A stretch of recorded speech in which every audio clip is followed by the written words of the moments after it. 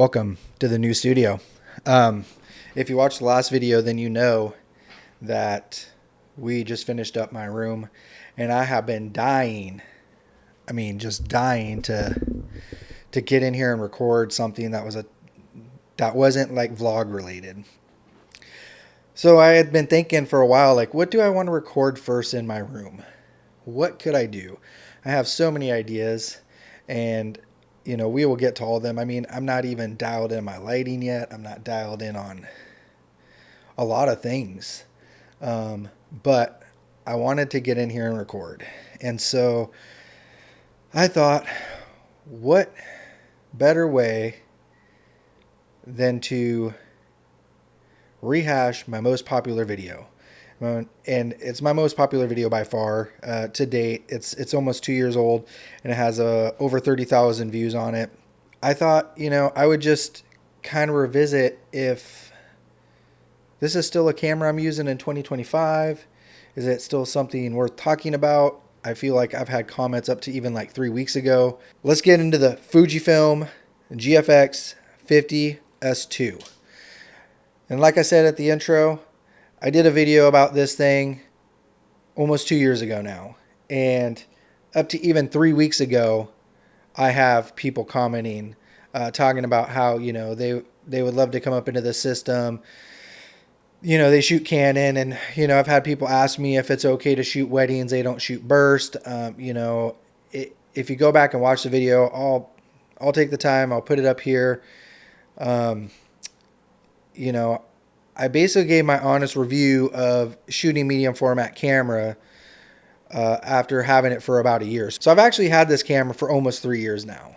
It's kind of surprised to say that, though I don't shoot it probably as much as I did 2 years ago, mainly just because I was doing a lot more film and stuff. And I think the problem that I've had is that I've been getting too many different pieces of gear, and you only could use so much at a time. And I think that's part of an issue with content creating and just getting gear and wanting to try new things and see how things turn out, is that you tend to not use some of your other gear that you should be using a lot more. But I have been using it again a lot more recently, and plan on using it. We're actually heading down south again here soon, and we're going to head up in the mountains, and I plan on doing some cool snow stuff, just some cool landscape stuff. And, but the question you all want to know is, am I still using it? It is 2025. And I just kind of said I am. I didn't really like totally stop using it. I just kind of started using a little bit more sporadically because I was doing a lot more medium format film photography. I was doing a lot of 35 millimeter film photography. And, I was really liking how film looked. I was really enjoying capturing all the kids doing stuff, things that were more everyday life stuff. And the way the last 2 years have been with our businesses growing and buying this building and doing all this work, I just haven't been out and really done some true landscape work in a while. And so, it's not that it collected dust or anything. It's just that I just didn't get to use it as much as I wanted to. My goal for 2025 is actually use it more because I love it. The camera's great. Fuji Film just has such an amazing look, and I really enjoy the camera. It's a beast. The sensor's great. It holds up. It does what it needs to do. It's just a great camera. If you look at some of the new photos I've taken, you could just see, or I'll show some of the photos I've taken from the other review, but Fuji just has a really nice look. You can really underexpose this thing by, even a couple stops and bring back all the shadows. You can expose it right on cue and get like nice dark tones out of this. One of the things I had thought about doing a video on, and I probably still will, is like editing like moody photos and different things like that. And so, like I said, the video got a ton of views. I got tons of questions like, do you think that, I shoot on such and such, but I don't, shoot burst, or I'm pretty meticulous with my stuff. Do you think it'll hold up to it?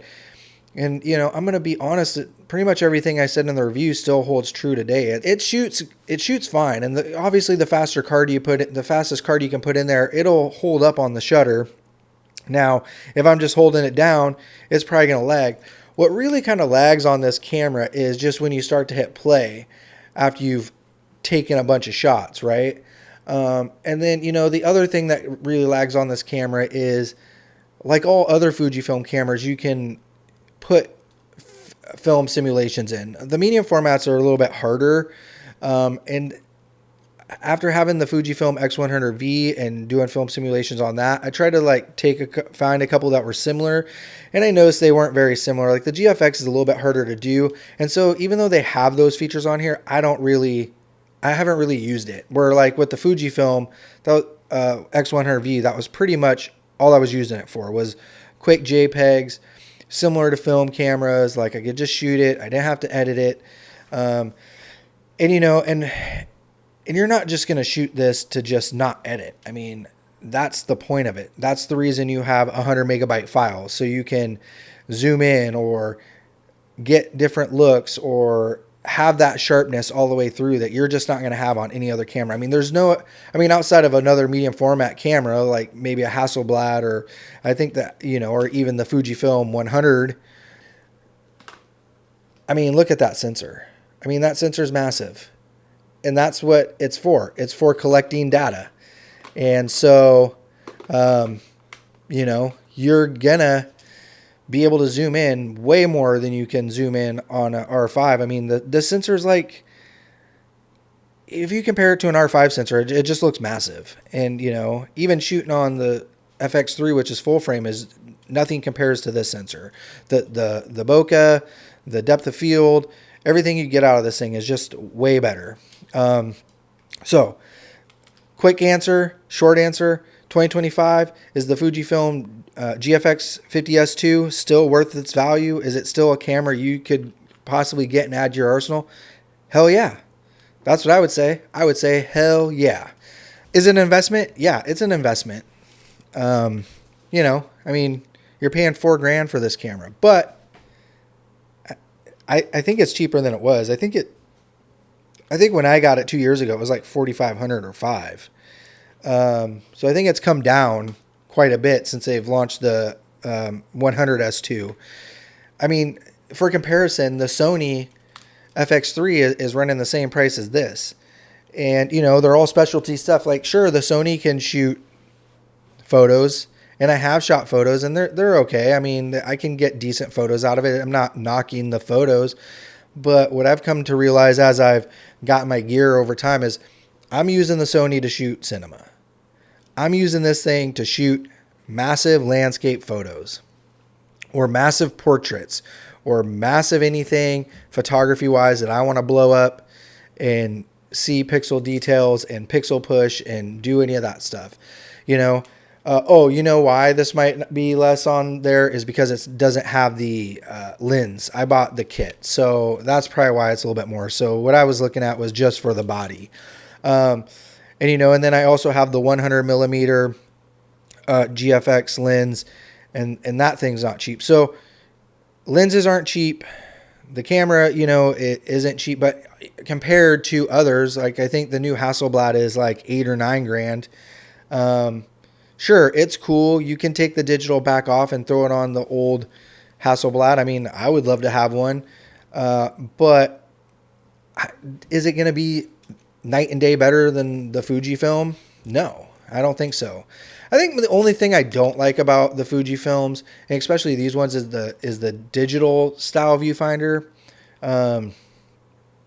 I don't know. I've never actually looked to see if I could turn it off on here, because I know with like the X100V, you could have the actual, like an actual viewfinder or a digital viewfinder. And so I would just use the normal, because I don't like the digitality of it. Like if I'm looking through the viewfinder, I just want to see normal. So this is probably one of the few cameras I tend to use the back on more than looking through the thing, which I like to do. But, the digital thing can be a little buggy.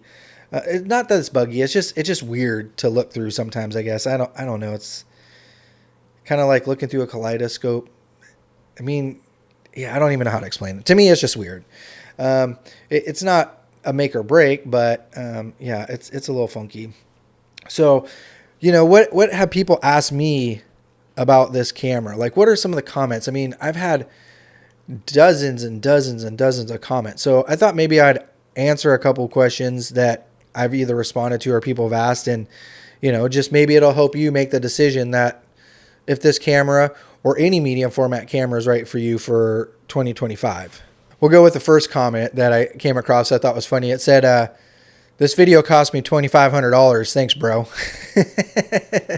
Probably more than that if they're buying it new, but maybe they found a good used one. But I thought that one was funny. So someone else left a comment, and it wasn't like a question or anything, but they did say one of the things that they really liked about and were surprised about with this camera is the IBIS content, how they could hold a 100, 200 millimeter lens or a heavy lens and still get solid quality photos. And I would agree with that. And it's not because this lens is heavy or the 100 millimeter is heavy. It's that I've basically stopped this thing down to like 20th of a second, I want to say, and can handhold and get really sharp shots. The IBIS is really good on this thing. And I don't think I ever talked about that in the last video, about the stability that it does. If you're a photographer and like traditional cameras, the more it's stopped down, like I couldn't really shoot anything less than 100th of a second, depending on the weight of stuff. Maybe I can get away with an 80th of a second shutter, but anything below that, you'd start getting less sharp images. I guess that's a good thing and a bad thing if you're looking to get blur, but I mean, you can move stuff around or do it yourself. But yeah, if you're shooting something and you need to handhold it and not be on a tripod and need to stop, open this up, yeah, the IBIS is a really good on this camera. The sensor also is just amazing. I can't say enough about the quality of the photos. Obviously, I think there was a trend switch where everyone has been using like a Ricoh GR3 or the Fuji Film X100V or now the X100VI. Those are cool. They all serve their purposes. And, if you're looking for that kind of retro vintage look that doesn't have sharpness to it, that's not, a perfect picture, then those are going to be your cameras, right? If you're looking for something that you need to shoot quick, like sports photography, racing, anything like that with lots of action, that you need to burst off stuff, then, you're probably going to want a full frame Nikon, mirrorless, or the Sony A7S, whatever. I don't shoot Sony a lot, or, the Canon R5 or R6, so whatever you decide to get. But, again, if you're looking for really high-end portraiture work, you're looking for commercial photography, you're looking for big landscape stuff, or you just like having that quality and that ability to zoom in and take your picture and capture it the way you want, medium format's the way to go. And, I don't know that you could get me back outside of shooting film stuff, or if it was like the point and shoot stuff that I get those cool things. I don't know that I really have much desire to go back and shoot with anything lower than the medium format. I mean, I've been able to use this for pretty much everything I need, like all my portrait stuff. Obviously, like I said, if I was out doing sports or whatever, then sure, I'd have one. I mean, I still have the Canon R5, and yeah, but I don't really use it. My wife uses it more than I do, and pretty much I just try to stick to this thing. So let's look at a couple other comments. Someone else made a comment about how I was saying how getting this camera made me want to go out and shoot medium format film, and they're saying, oh, so it's twice as expensive because coming from an old medium format film maker. Yeah, I mean, it did. I have a medium format camera over there now. I don't shoot. I mean, I'm shooting it, but I haven't been able to. In general, I just haven't been able to get out and shoot as much. So, and someone was asking about upgrading their current older, like other Fujifilm setup. It was like an XT2 to a medium format, and so yeah, lots of comments. And I could go on and on and on and drag the video on, but really I just wanted to revisit my best video and say thank you to everyone who's watched that video. If you come across that video in this video, let me know any other questions you have. I'm super excited to start doing some more gear reviews. I want to start showing you guys some of how I edit stuff. I want to do some edit tutorials.